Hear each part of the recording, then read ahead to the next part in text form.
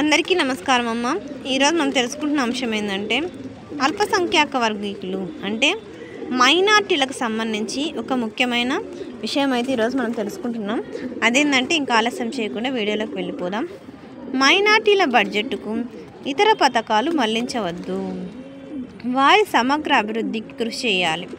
జాతీయ minority commission సభ్యురాలు సయ్యద్ షాహెజాదీ ఈనాడు digital అమరావతిలో ముద్రించబడిన అంశం ఏంటంటే మైనార్టీలకు కేటాయించిన బడ్జెట్ను ఆయా వర్గాల సంక్షేమానికి, అంటే మైనార్టీ వర్గాలు ఉంటారు కదా, ముస్లిమ్స్ అట్లాంటి వాళ్ళు, అల్పసంఖ్యాక వర్గాలు, వాళ్ళ కోసం కేటాయించిన నిధిని కేవలం వాళ్లకు మాత్రమే వినియోగించాలి, ఇతర పథకాల కంటే వేరే విషయాలకు వాడుకోకుండా చూడాలని జాతీయ మైనార్టీ కమిషన్ సభ్యురాలు సయ్యద్ షాహెజాదీ పేర్కొన్నారు.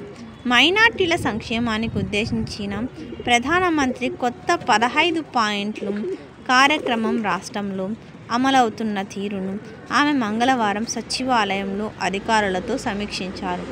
మైనార్టీలలో బాల కార్మికులు ఎక్కువగా ఉన్నారని, బాల కార్మిక వ్యవస్థను ప్రోత్సహించే వ్యక్తులు, సంస్థలపై కేసు పెట్టాలని ఆదేశించారు.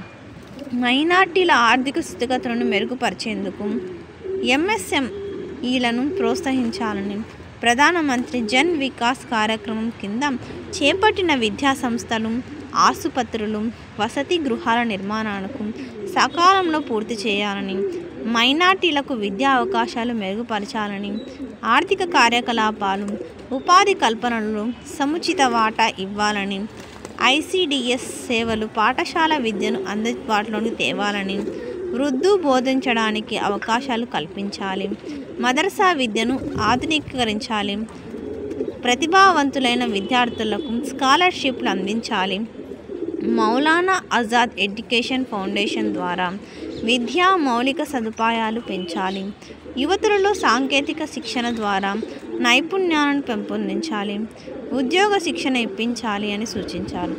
గ్రామీణ గృహ నిర్మాణ పథకంలో మైనార్టీలకు తగిన వాటా కల్పించాలని, మురికి వాడలను బాగు చేయాలని అధికారులను షాహెజాదీ ఆదేశించారు.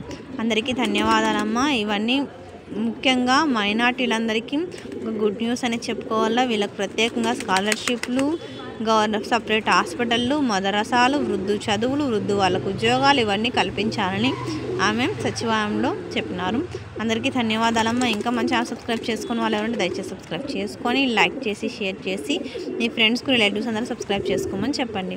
అందరికీ ధన్యవాదాలమ్మా. ఇంకా మన ఛానల్ సబ్స్క్రైబ్ చేసుకొని ప్రత్యక్షంగా పరోక్షంగా సపోర్ట్ చేస్తున్న వాళ్ళందరికీ పేరు పేరున ప్రత్యేకమైన హృదయపూర్వక ధన్యవాదం. అందరికీ ధన్యవాదాలు. దయచేసి వీడియోని మాత్రం స్కిప్ చేస్తున్నాను. ధన్యవాదం.